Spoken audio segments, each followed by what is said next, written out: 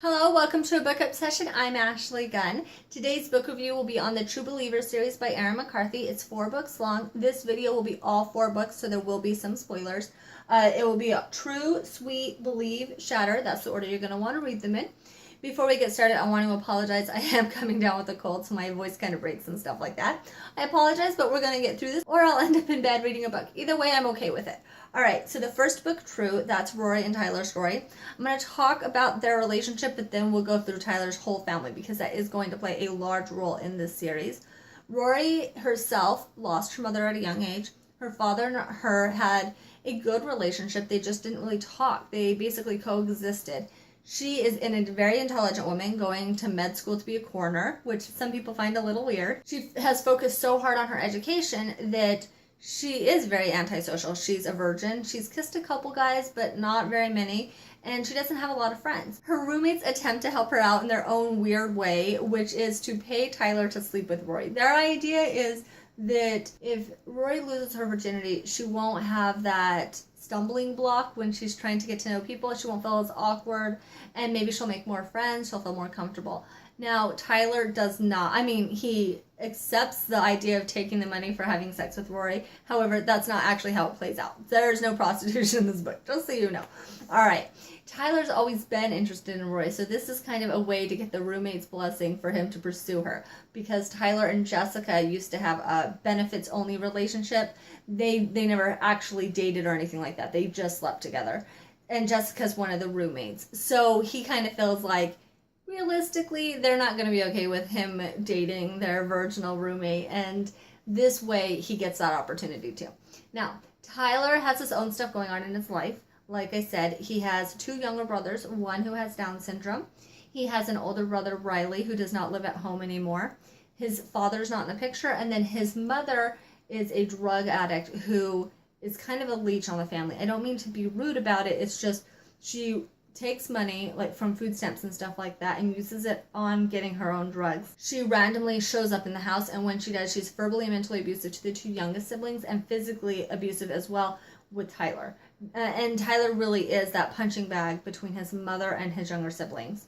So during Tyler and Rory's relationship, which is mainly, I think, Tyler ashamed of his life, and so he doesn't want Rory brought into it.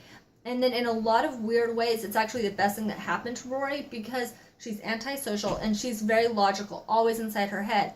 And this is an opportunity for her to have to be emotional and have to really follow her heart and not her head. So it turns out to be a really wonderful thing. Unfortunately, things are going to come up in Tyler's life that really, honestly, are frustrating and annoying, because at some point, the mother becomes overwhelmingly a nuisance in his life. That becomes the real issue in this book, in my opinion.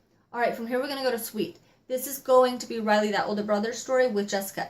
Jessica's the one I told you had slept with Tyler. Unfortunately, I don't think Riley realizes that right away. It takes Riley some time to find out that she actually slept with his brother. In case you didn't know, men don't really like it when you sleep with their brothers and don't tell them, so that obviously becomes an issue. But this story itself is about Riley having to step up. Like I said, he moved out of the house. Unfortunately, during Tyler's story, he's going to get a conviction of a controlled substance. And because it's a prescription, he can no longer be an EMT, which is what he's going to college for. And in the meantime, now the frustrating mother has passed away.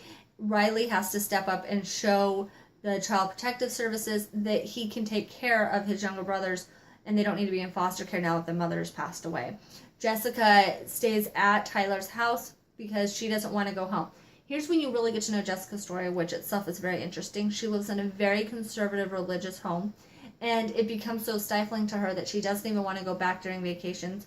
So she lies to her parents and stays at Tyler's house because she can't stay in the dorm during those vacation times. And that's when Jessica and Riley really get to know each other. Jessica's going to step up and help Riley get the house ready for CPS to come and look at it and stuff like that. More importantly, I think Jessica makes Riley feel like he actually can do this. He can be that person for his family and help in this way that no one else can. So it's a really remarkable story. From there, we're going to go to Robin and Phoenix's story. Between this book, which is Believe, and Shatter, which is our last book, they interconnect in a completely different way. Robin is going to sleep with Nathan, that is Kylie's boyfriend.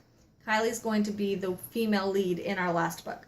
So Robin slept with Nathan that was dating Kylie at the time. Kylie and Nathan are going to break up. We'll find out about that in Shatter. So Robin ends up meeting Phoenix. Phoenix is the cousin of Tyler. Robin is going through really amazing life changes. Now, I've never read a book about the cheater. For the most part, it's always the one that was cheated on. So that makes this story unique. Robin slept with Nathan one night when she was really drunk. So this story is her figuring out, first of all, she's lost all of her friends. Nobody wants to be around her, and they kind of almost have to pick sides. And when you have to pick sides, you're going to side with Kylie on this one, which rightfully so. Robin is going to start making serious life changes and realizing that she doesn't want to be that person anymore. But more importantly, she's also going to still have to be a friend to people who don't want to be her friends. Because Nathan is trying to lay all of the blame on Robin's shoulders. And so Robin's going to have to go to Kylie at some point and be like, look, he's still pursuing me. He's not serious about being in a relationship with you. Because even though Kylie and Robin have obviously problems between their relationship at this point, Robin still doesn't want to see her friend hurt by this guy who is not ever going to be faithful to her. Okay, real quick before I forget, let's talk about Phoenix because I kind of left him out of this so far. Phoenix is going to be dealing with getting his life back on track as well. He just got out of jail and now he wants to be on the straight and narrow too, which kind of leads perfectly to Robin's life. So I really appreciated the fact that you have two people who've made mistakes in the past but who really do want to turn into something respectable in the future. That's, for the most part, their story is going to be. The last book in the series is going to be Shatter. Like I said, that's going to be Kylie's story. More importantly, this will be Kylie and Jonathan's story. It's going to involve Nathan. That's the guy that cheated on her. And she's going to have to get over that. You have Kylie, and she's this little dynamo for the most part. I think that's the best way to describe her. She attacks life. And she meets this guy, Jonathan, because he tutors her. And he is this amazingly, almost genius level guy who helps her learn chemistry. He is adorably cute when it comes to how smart and nerdy he is. I absolutely fell in love with him immediately. This book itself is going to be about the fact that Kylie finds herself pregnant while she's going through college. This is what I love about this book. You have life throws you changes. What are you going to do?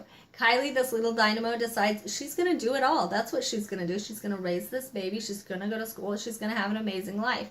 She tells Jonathan about it. He is amazing about it as well. Decides to step up, be part of his life, and all of those things. Unfortunately, the same way life throws them the curveball of the pregnancy, Kylie miscarries. And then the rest of the book is going to be about them having to go through it. And emotionally, what happens when something like that happens. For Kylie, it's emotionally and physically. For Jonathan, it's extremely emotional. And on top of it, he has to respect Kylie and what she's going through. It's going to be a lot. The reason I tell you about that, and I know it's a really big spoiler, is because I personally feel like for some people, it's an extremely sad story, but for some people it might be a little too much or a little too close for comfort kind of a thing. So obviously if something like that is going to really bother you, then this isn't going to be the book for you. However, it is extremely well written, respectfully written, and it examines when something like this happens, again, what these people are going to go through, and it's a beautiful story. So at the end of the last book, Shatter, you're going to have a complete summary of where everyone is, because their family, their friends, their roommates, so they'll be part of each other's lives, and you're going to continue to follow them through all of the books.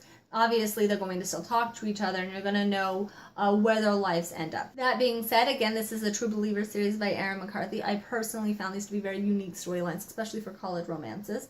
If you have any questions, comments, recommendations, go and leave that down below. If you like this review, go ahead and like it. And if you want my videos every Tuesdays and Thursdays, then go ahead and subscribe. Thank you all for joining me.